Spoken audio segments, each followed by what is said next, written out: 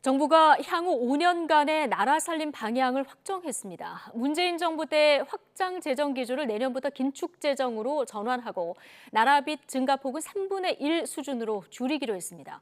윤석열 대통령은 국가재정전략회의를 주재하고 재정 만능주의라는 환상에서 이제 벗어나야 한다고 강조했습니다. 오인석 기자입니다.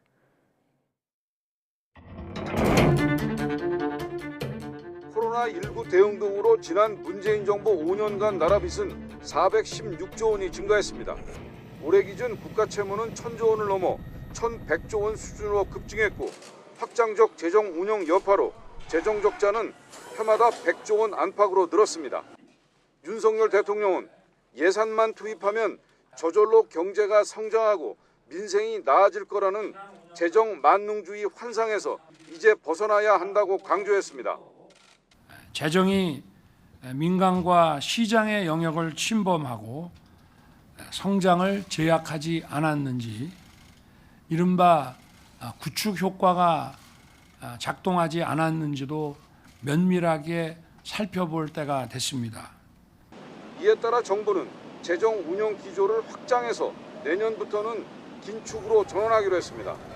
먼저 실질적인 나라 살림을 반영하는 관리 재정 수지 적자를 올해 GDP 대비 마이너스 5%에서 내년엔 마이너스 3% 이내로 축소하기로 했습니다. 나라 빚 증가폭도 3분의 1 수준으로 축소됩니다.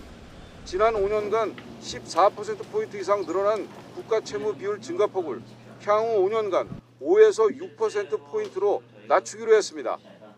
금년도에 국가 채무 비율이 49.7% 정도 되는데 27년에 국가 채무 비율을 50% 중반을 목표로 해서 관리하겠다는 것이고, 재정 준칙도 단순하고 엄격한 방식으로 개편됩니다.